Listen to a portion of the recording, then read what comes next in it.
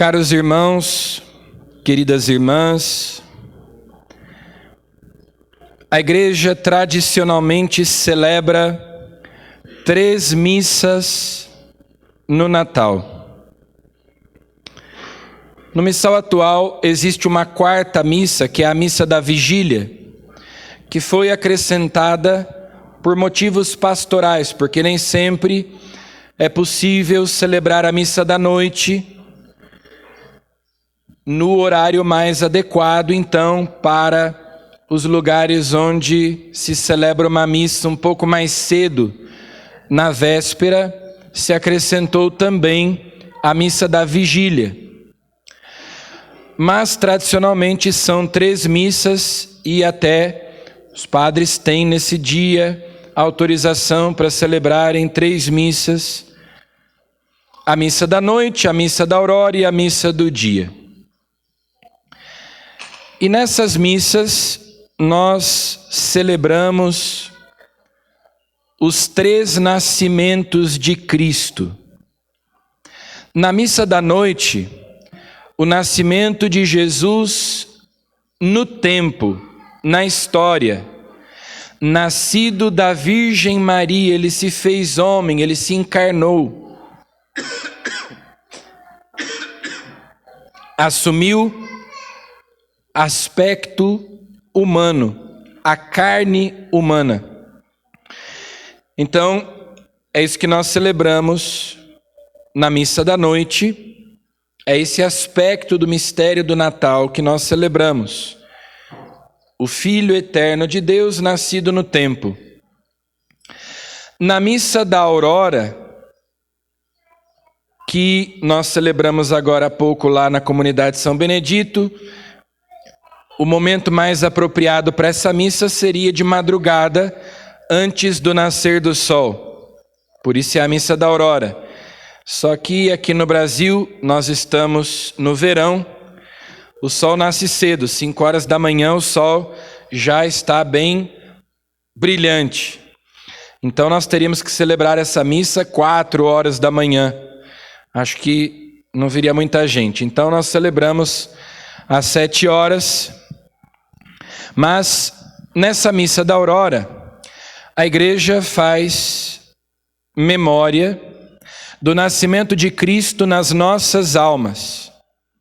Pela graça recebida no santo batismo, Cristo veio habitar em nós, ele nasceu nas nossas almas. O Espírito Santo é o santificador e ele tem essa missão de nos configurar a Cristo, de nos incorporar a Cristo.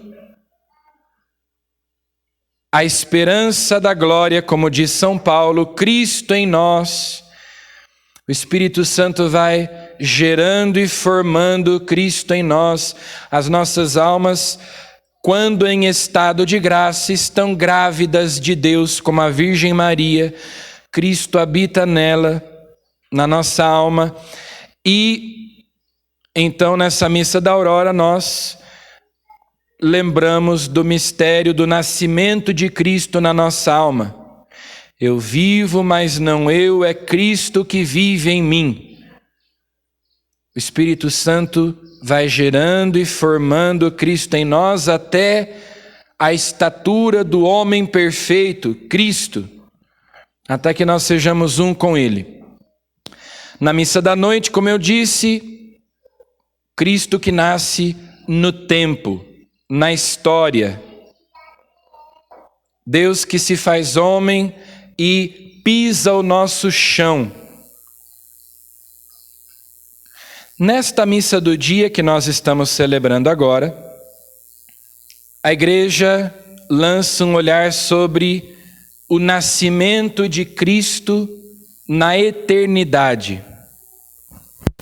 No credo niceno constantinopolitano nós dizemos: gerado, não criado, consubstancial ao Pai, nascido do Pai antes de todos os séculos. Então, é desse nascimento que se trata, que Jesus é o Filho eterno de Deus, ele nasceu do Pai antes de todos os séculos, ou seja, na eternidade, antes de existir o mundo. Claro que quando nós falamos do mistério de Deus, todo falar de Deus é analógico. Ou seja, nós falamos a respeito de Deus por meio de analogias. Porque nas criaturas de Deus, no mundo criado por Deus, nós temos um reflexo, uma imagem do Criador. Então é difícil falar de Deus porque Deus é eterno. Nós falamos a respeito de Deus por meio de analogias. Então, quando se usa essa expressão que o Filho eterno nasceu do Pai, que ele é gerado pelo Pai, nós devemos nos lembrar de que essa geração é eterna. Nunca houve um tempo em que o Pai não fosse Pai, em que o Filho não existisse, porque o Filho é eterno. O que é eterno não tem começo e não tem fim. Nós não somos eternos, nós somos infinitos. Nós tivemos um começo, uma origem, e a nossa alma é imortal, porque é espiritual, então não terá um fim. Mas nós passamos a existir no momento da nossa concepção. Antes disso nós não existíamos. Nós não estávamos em nenhum lugar. Aliás, nós estávamos na mente de Deus, no coração de Deus, nós éramos apenas um pensamento, um projeto de Deus. Mas efetivamente nós passamos a existir no momento da nossa concepção. Nós não estávamos em algum lugar. Nós estávamos apenas no coração e na mente de Deus. Agora, Jesus Cristo não passou a existir no momento em que a Virgem Maria concebeu. Ele nasceu do Pai antes de todos os séculos. Ele é eterno. Ele é Deus. Então é isso que o credo diz: nascido do Pai antes de todos os séculos, Deus de Deus, luz da luz, Deus verdadeiro de Deus verdadeiro, gerado, não criado. Ele não é uma criatura, ele é o Criador de todas as coisas. Por ele, para ele foram feitas todas as coisas. Então a igreja nos apresenta esse evangelho que é o prólogo de São João. Os evangelistas vão buscando a origem de Jesus. São Marcos não conta nada sobre a infância de Jesus. O evangelho de São Marcos começa com Jesus já adulto, com João Batista pregando. O evangelho de São Lucas, nós temos boa parte dos relatos da infância de Jesus ali, na perspectiva de Nossa Senhora. O evangelho de São Mateus, a perspectiva de São José. Agora, São João, ele retrocede, porque se perguntando sobre a origem de Jesus, ele sabe que a origem de Jesus é a eternidade, que ele vem do céu, que ele vem de Deus, que ele é Deus, que ele existe antes de todas as coisas. Então, é isso que o evangelho desta missa diz. No princípio era a palavra. No princípio era o verbo. Aqui há duas palavras que São João usa no grego que são importantes. Princípio é a palavra arché. Os filósofos antigos procuravam a arché, a origem, o princípio, o elemento primordial que deu origem a todas as coisas. Então, para alguns filósofos lá da Grécia Antiga, os primeiros filósofos, os chamados físicos, pré-socráticos, eles queriam saber a origem do mundo. Para alguns deles, a origem, o elemento primordial, a arqué, era a água. Para outros, o fogo. Para outros, os números, Pitágoras, por exemplo, tudo é feito de números. Os átomos, e por aí vai, até que eles chegam à conclusão de que o princípio de tudo é o ser, é o logos divino, é a palavra, que é o que São João diz aqui. No princípio era o logos, no princípio era a palavra, o verbo, a razão criadora de Deus que deu origem a todas as coisas. A carta aos Hebreus diz que pela fé nós conhecemos que as coisas visíveis se originaram das invisíveis. Nós vivemos num mundo materialista. E para o materialista, só existe a matéria, só existe o que é visível. Mas pela fé nós sabemos que o mundo visível tem um substrato invisível, que Deus é o fundamento da realidade, é o fundamento de todas as coisas. É o próprio Jesus Cristo.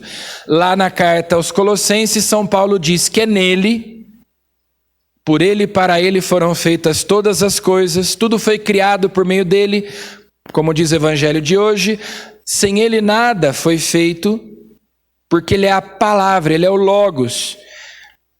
É ele que dá sentido a todas as coisas. São Paulo diz que é nele que tudo tem a sua consistência. Ou seja, sem Jesus, sem Deus, a nossa vida é inconsistente, ela não tem fundamento, falta o alicerce, porque é ele que dá sentido. Essa palavra logos, que geralmente se traduz aqui nesse texto do Evangelho de São João como palavra ou verbo, pode significar razão ou sentido. É nele que todas as coisas têm o seu fundamento. A realidade é Deus. Então, às vezes a gente escuta algumas pessoas que são descrentes, pessoas que dizem assim: eu não acredito em Deus, eu acredito na ciência. Né? Mas a ciência tem um limite, que é, ela só pode conhecer o que é material. Só que a matéria é só a ponta do iceberg. A matéria, aquilo que é visível, aquilo que é palpável, não é a totalidade da realidade. Então a pessoa diz assim: eu não acredito em Deus, eu não tenho religião, eu sou uma pessoa realista. Ora, mas quem não crê em Deus não pode ser realista, porque é nele que nós vivemos, nos movemos e somos. Quem não tem fé não conhece a realidade toda, ignora a maior parte da realidade, inclusive, porque a realidade material é só uma parte da realidade. As coisas visíveis têm a sua origem no Logos, têm a sua origem na palavra, têm a sua origem em Deus, que é o fundamento da realidade. Se eu desconsidero Deus, eu desconsidero o fundamento mesmo da realidade, o sentido de todas as coisas. Agora, no mistério da encarnação, a palavra se fez carne e habitou entre nós, armou entre nós a sua tenda, é a expressão que São João usa. Então Deus eterno, invisível, ele que é o fundamento de todas as coisas, ele que criou tudo, entra no mundo da matéria e se faz homem, assume a carne humana, se torna visível aqui na nossa realidade. E é ele que dá sentido à nossa vida, é ele que dá sentido a todas as coisas. Esse menino, a razão de ser, ele que sustenta o universo, porque não é só que Deus criou todas as coisas pelo poder da sua palavra, mas ele continua sustentando no ser todas as coisas, conhecendo e amando a todo instante as suas criaturas, de modo que elas subsistam, de modo que elas continuem existindo. Então a razão de ser das estrelas, a razão de ser do mar, a razão de ser das florestas, a razão de ser do universo inteiro, aquele que tudo sustenta, lá em Belém é sustentado pela Virgem Maria, porque ele se fez criança. E é preciso que ela o sustente, que ela o amamente, que ela troque as suas fraldas. Aquele que os céus e a terra não podem conter, está no ventre de Maria. Esse é o grande mistério do Natal.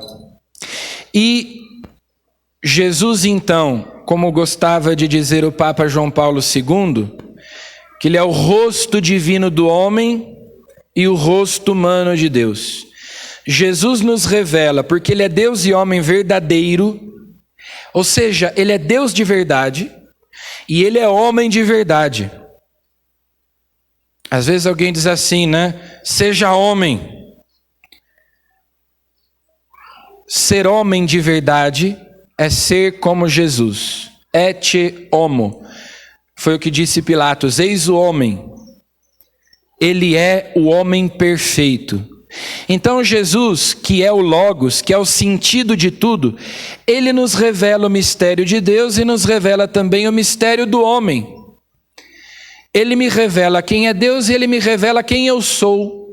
A minha dignidade, a minha identidade de filho de Deus, de criatura de Deus, eu que fui feito à imagem e semelhança de Deus. Então, em Jesus Cristo eu descubro quem é Deus e eu descubro quem eu sou. O mistério do homem. Devido ao pecado original, a nossa natureza humana foi corrompida. Então é comum que quando as pessoas vão se referir a qualquer tipo de fraqueza, de miséria, elas dizem assim: ah, mas isso é humano.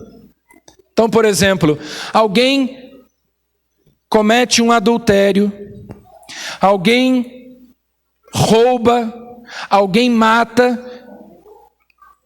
e outra pessoa diz assim: ah, mas isso é humano. É humano trair, é humano roubar, é humano matar. Ser humano se tornou sinônimo de fraqueza, de miséria. No entanto, Jesus é o homem perfeito.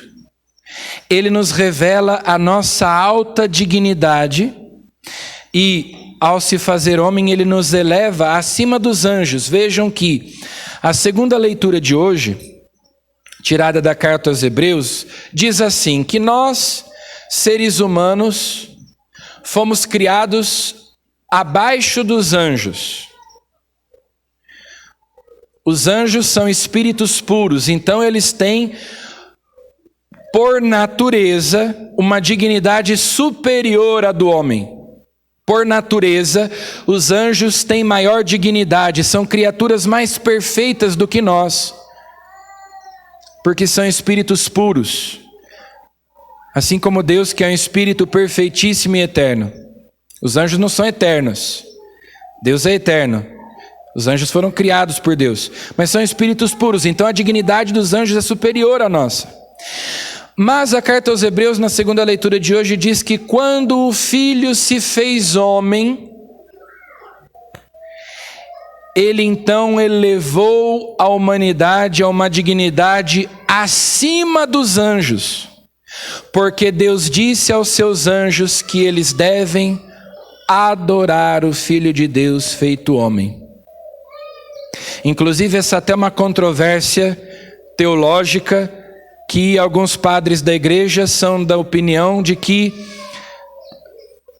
aquela revolta que aconteceu no céu, quando Satanás e seus anjos não quiseram servir a Deus, não quiseram amar a Deus, não quiseram obedecer a Deus, é porque Deus revelou a eles que ele se faria homem, que o Filho eterno se encarnaria e que os anjos teriam que adorar Deus encarnado.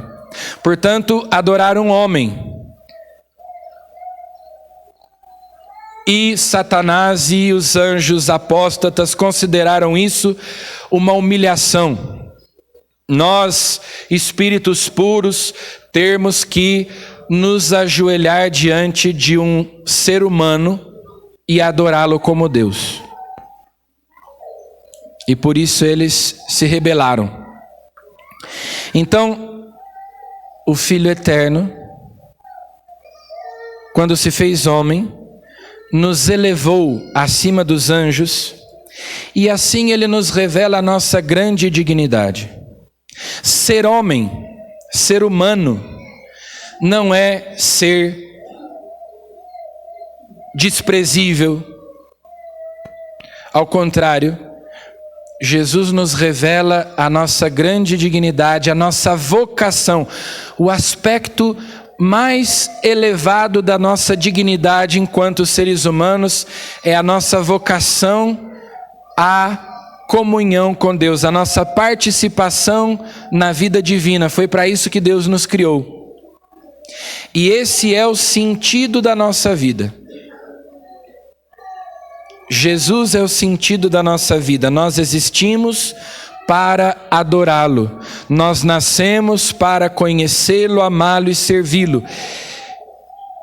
E se nós não fazemos isso, se nós não reconhecemos que Jesus é Deus e que por Ele e para Ele foram feitas todas as coisas, então Ele é para nós e nós somos para Ele, nós existimos por causa dele, para conhecê-lo, amá-lo e servi-lo, porque ele é o sentido da nossa vida, é a razão, é o motivo pelo qual nós viemos a esse mundo. Então a nossa vida não tem sentido. Nós não nos realizamos como pessoas humanas se nós não vivemos para ele. Quando eu quero viver para mim mesmo, quando eu acho que o sentido da minha vida sou eu mesmo, é satisfazer os meus desejos, é fazer sempre a minha vontade, os meus caprichos, os meus gostos. Quando o sentido da minha vida são as riquezas, são os prazeres, são as glórias deste mundo que passa.